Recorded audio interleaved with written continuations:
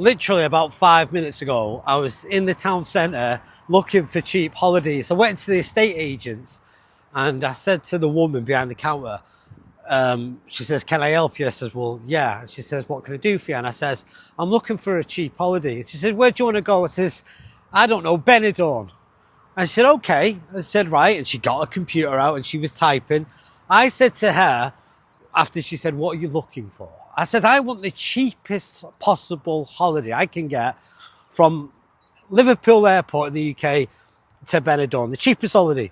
And she come back after and ahhing, maybe 10 minutes or so. And then she said, "I found you a nice, cheap, nice holiday." I said, how much is it?" And she said, "It's only £985. And I says, "What?" I knew that I could get the holiday a lot cheaper. I didn't know how I was going to do it, but I knew I could. And I found I found an alternative. In other words, I found a cheaper way to get to Benidorm for a week in a nice hotel, flights included, the whole shebang. And it didn't cost £900. In fact, it actually cost, wait for it, in total, £240.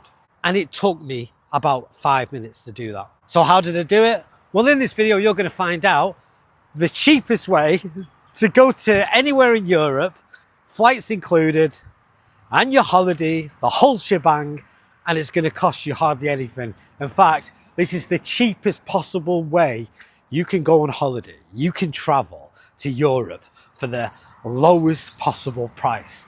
You'll like this. Analyzing the news. Okay, so let's talk about how to travel from the UK to Europe. And when I say Europe, I mean anywhere in Europe. And again, we're going to do this in the cheapest possible way. At the end of the day, I'm not made of money. Money doesn't grow on trees. I know kids believe that, but the truth is it doesn't. It might be made from trees, but it certainly doesn't grow on them.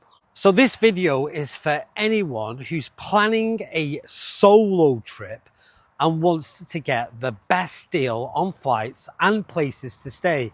And I'm going to break it all down for you in a way that's easy for you to follow. And how do I know what I'm talking about? Because I've done it literally hundreds of times. And I just don't understand why nobody else does this. Why waste money? If you can get it cheaper, get it cheaper. It's not rocket science, is it? First of all, we have to look at flights because that's where it starts. First off, let's talk about flights. If you want the cheapest flight from the UK to Europe, your best bet is to book early. I can't stress that enough. Don't leave it till last minute. There's an illusion out there that if you book it last minute, you get a good deal. No, you don't. If you book it in advance, then you get the good deal. As well as be very flexible as well. Don't say, well, I have to get that date and that's it. Try and be flexible because then again, it's going to bring the price right down. And that's the whole objective of this intention. That means not being too fixed on flying to a certain city on a certain day. Again, when you're narrowing it down like that, it's going to cost you more money, but you want to be flexible. Instead, be open. For example, instead of saying, I just want to fly to Rome on the 15th of June, why don't you look at flights across the whole month and then consider flying to cities near Rome instead, like Naples or Pisa? There's loads of them. To do this, you can use websites like Google Flights, Skyscanner. That is a main one. Remember that word, Skyscanner. That's, for me, the ultimate. Or this Kayak. That's a good one as well. These sites let you search everywhere or any destination so you can find the cheapest deals, and you may also set alerts for price drops, and you can do that on them websites. So just click on the alert button and it'll just randomly send you like really cheap deals. And if you can, you think, oh, I'll get that. I got a flight once and it was literally £17. Now normally that would cost about 300 quid because I clicked on the alert button. See, it works. For example, let's say you want to go to Spain in April. If you're flexible, you might find a flight in Valencia for £15 one way. Now, Valencia is not Well, it's in Spain, but it's not far from any other major city. So you get on that one, you just get the bus. Buses in Spain are very, very cheap, extremely cheap. So instead of paying £80 for a flight to Barcelona, that's a big saving just by being open-minded. So again, if you see a flight for Valencia, get on that for £15 and then just get the bus to Barcelona, which costs like £4. You can even get it cheaper than that. It's ridiculous. Another thing which is very important to remember is that the best days to fly are usually, now listen to this, they're usually Tuesdays and Wednesdays. Because think about it, when people go on holiday, what do? They have to get time off work. So they usually fly Friday or Saturday. But you don't want to do that. You want the best possible deals. So the best possible deals would be the best possible day, which is definitely Tuesday and Wednesday. Remember that. We're walking the dog at the moment. He's there. He's being stubborn. Harley, come on. Is he not coming? Are you all right? The dog pulls. It's because he's on heat. So again, remember this. Why is it so cheap? It's because most people want to fly on Friday and at the weekends. And the airlines know this far too well. So what they're going to do, they're going to bump up the prices. That's how they get you. They want to make as much money as they can. But people don't tend to fly in the week, so again the prices drop because they need to fill them seats. But you just take advantage of that loophole and get a really cheap holiday. Fantastic. Also try to fly early in the morning or late at night. These flights are less popular, so the prices are lower. Yes, it might be a bit of a pain in the neck to get up early, but it saves you at least £50 and it's bloody worth it. Again, don't pay for the convenience because you'll pay for it. If you're willing to get up early, you're going to get it a lot cheaper. A good thing to remember is this, that the cheapest way to get to a place to stay in Europe is not always a hotel. In fact, hotels often are the most expensive choice. So instead, try hostels. Now, don't think it's some sort of horror story that you're going to get murdered.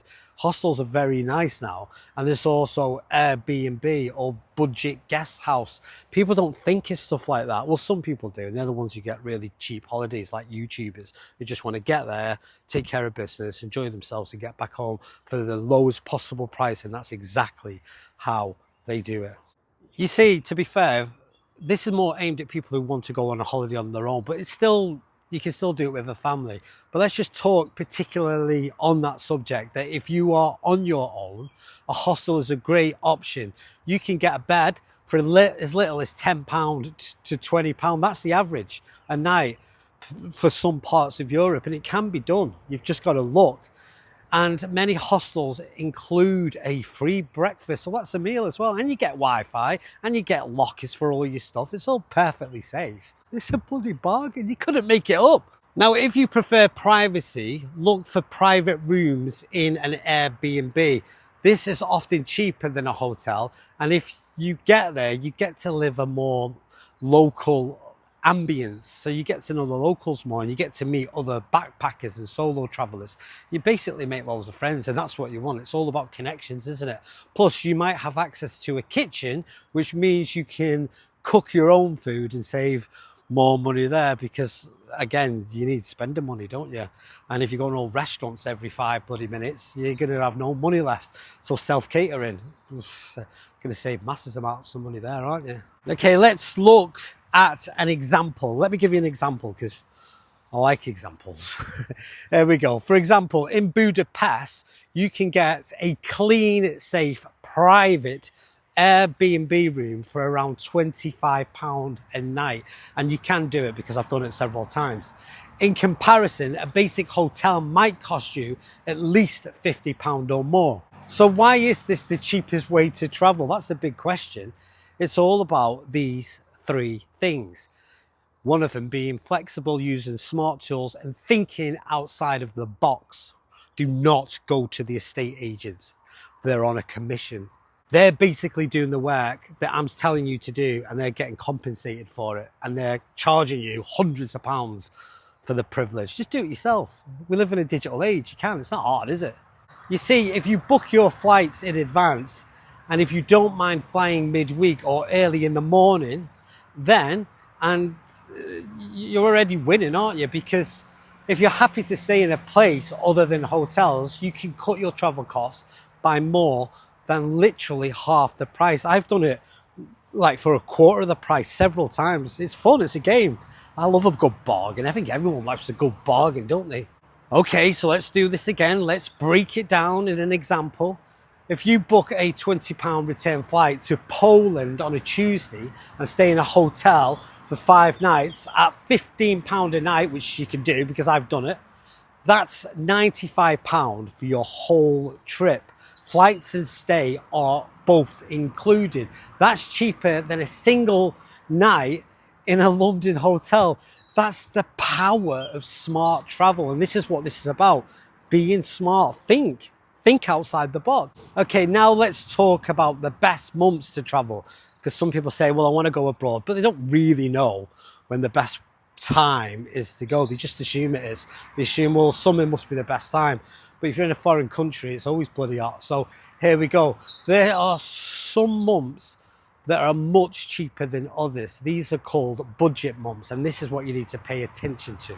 Now, these budget months are usually January, February, March, November, and early December, because the kids aren't off school, are they? And when the kids are off school, it gets a lot more expensive. And these holiday resorts and airports and airlines, they know this, so they put the prices up. But we're aware of that, aren't we? So we're going to play the game. These months are a lot cheaper, again, because they're off-peak. That means fewer tourists, fewer demand, and lower prices. As well as that, obviously, the flights are a lot cheaper, hotels are cheaper, and even food and attractions are sometimes cost a lot less. In fact, they do cost less because I've done it.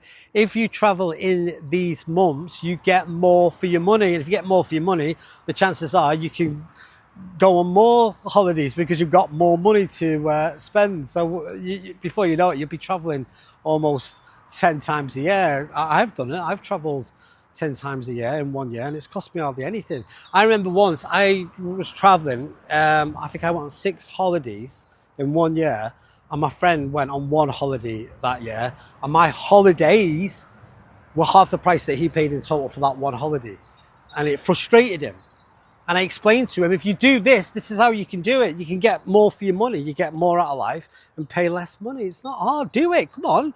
Listen to what I'm saying. It works every time, no exception. You see, if you travel in these months, you get more for your money. I cannot emphasize that truth. I'm going to give another example. You like this. If you were going to Prague in February, it might be a little bit cold, but your flight could cost about £25 return. I've seen it. And a nice hostel could cost just only £10 a night. And guess what? No crowds, no long lines, and more peace. And that's what holidays is, isn't it? It's a way to escape. It's like, why get a plane when you can get a train? See, you just got to think outside the box. You can actually get a bus to Europe. Did you know that? And it's a lot cheaper than getting a flight. But people don't think of that, do they? But when you start thinking about it, you think, hey, there's some magic in this. Right, let's do this. Let's match each month up with cheap destinations. So January, go to places like Krakow or Budapest. They're probably the best ones in January. They're cold but magical in the winter. Then you've got February, which is great for city breaks like Lisbon and Porto, which are milder and cheap. I know a lot of people like to go to Benidorm or Rome or Ibiza or Mallorca. They go to the same places. But the thing is, you don't need to, because all these little towns and other areas in Europe, they're absolutely stunning.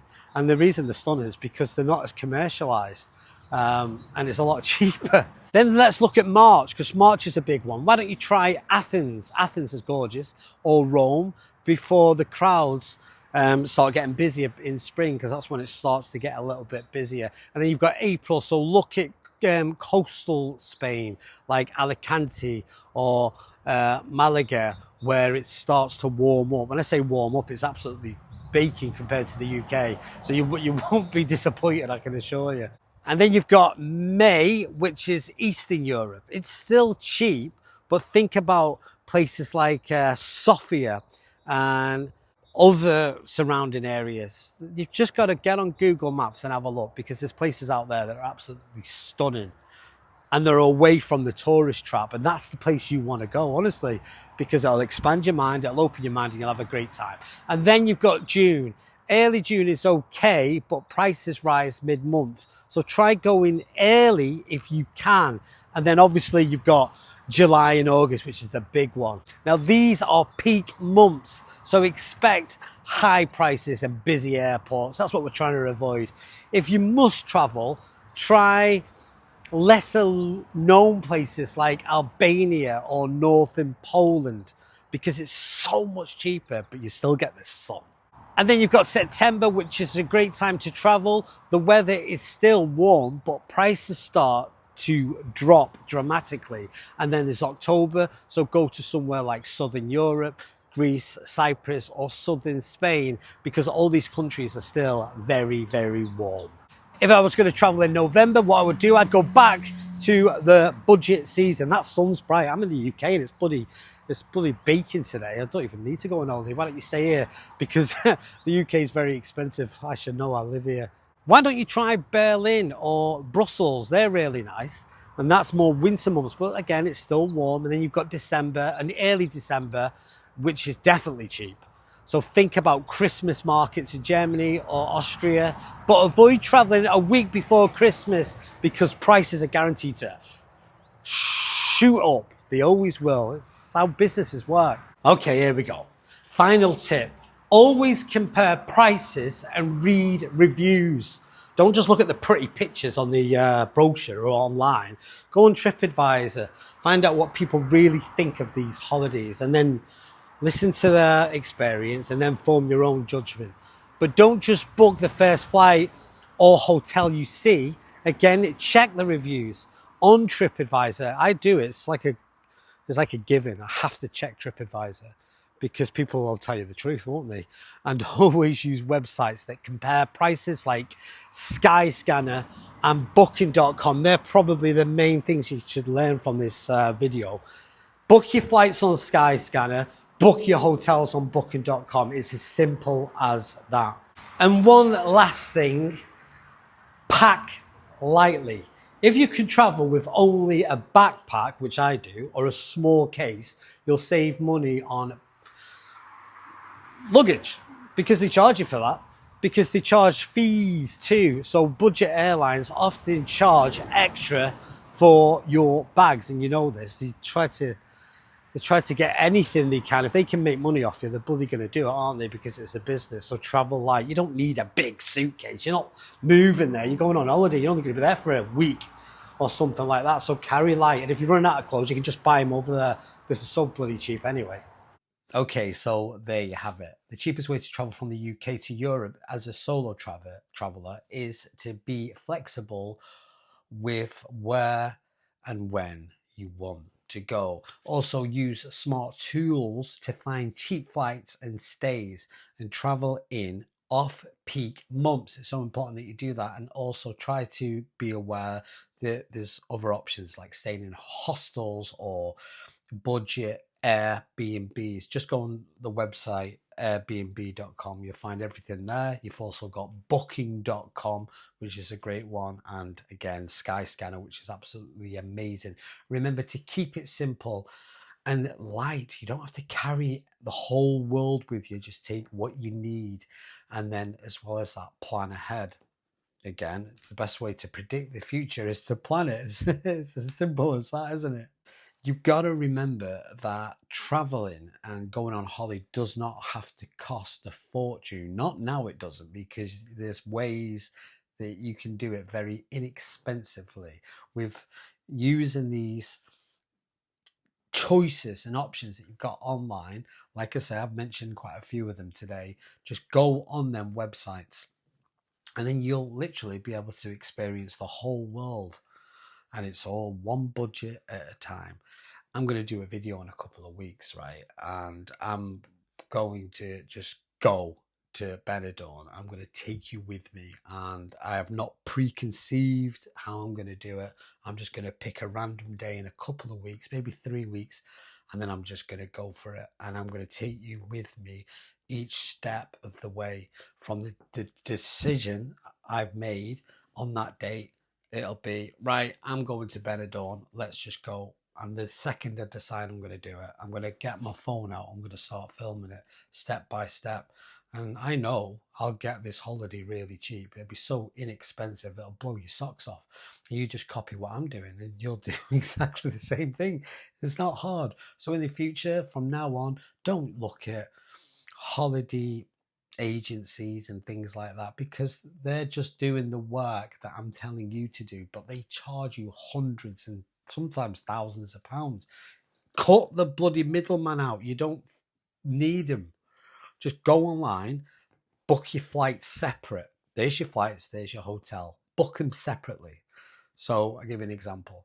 If I want to go away tomorrow, I'd go on skyscanner.com, look for flights from my local airport, so whatever yours is, Manchester, London, Liverpool, wherever it is, find a flight and you'll see it, and it'll give you loads of different options. And you find the cheapest one, you go click on it, then fly to wherever you're going. Go on booking.com, so when you arrive at that country, then go on booking.com, and it'll tell you every single hotel, every room available, and you just click on the cheapest one and you book it there and then go on holiday. And then when you want to come back, get your phone out, go on to Skyscanner and get your flight back, and it'll show you the cheapest flight for that day. Oh, that's just doing it without any planning. That's literally if you just want to go on holiday right now. It's so simple. It's like getting a bus. It's not hard.